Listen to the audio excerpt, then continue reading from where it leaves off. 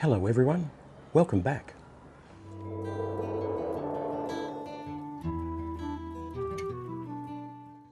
Have you ever found yourself wondering if altering the Constitution is the best way to solve the problems of Indigenous Australia?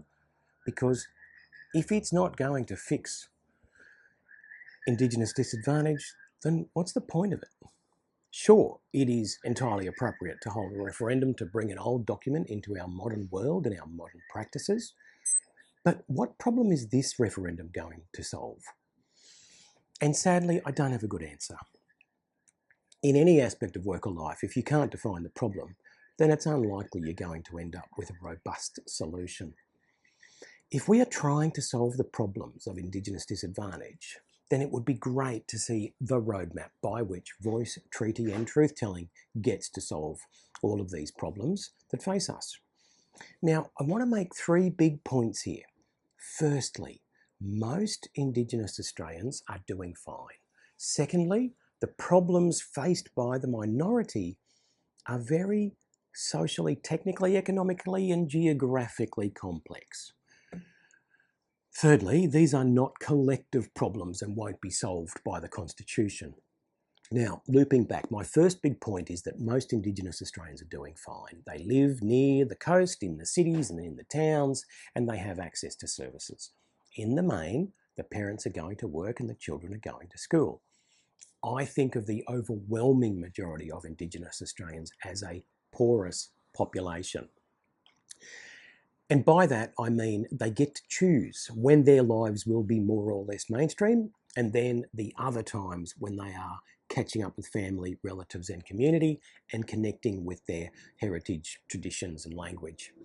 There is a minority of Indigenous Australians, usually in remote or very remote communities, where disadvantage is at its worst. Now, these communities, the remote ones, severely skew Indigenous statistics, but we all get tarred with the same brush.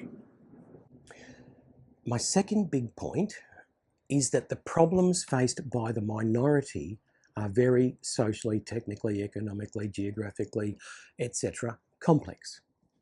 The voice would create a separate arm of government to engage and advise government. Now, if we unpack this, it means that all the technical expertise and the problem solvers come from 3% of the population. Personally, if I was in need of government services, I'd like to think I had the best possible people on the job, the most technically innovative and proficient.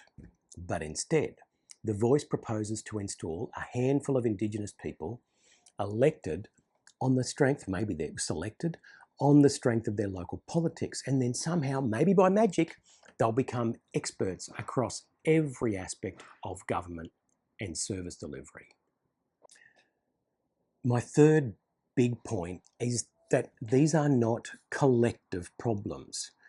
Within any society or community that's trying to overcome disadvantage, it's difficult to overstate the importance of education and economic participation.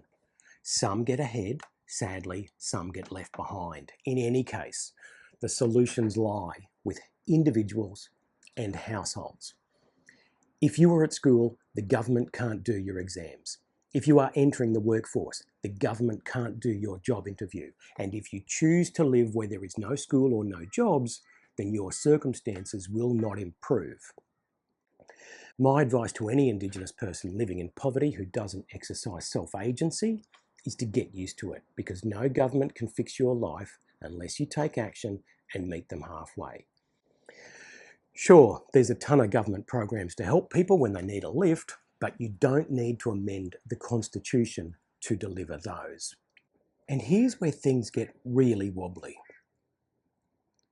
There's a lot of people working themselves up into a lather that this voice treaty truth-telling thing is the big fix.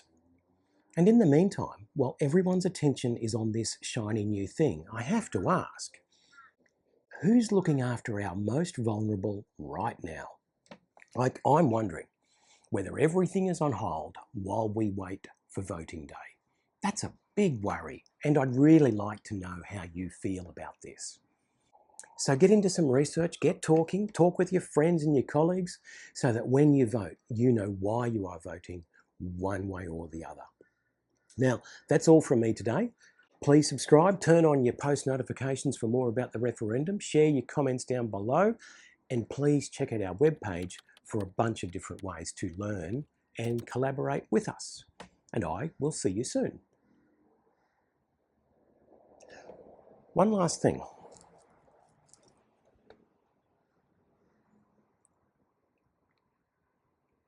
There's a lot of Indigenous people that want to vote yes, and a lot that want to vote no.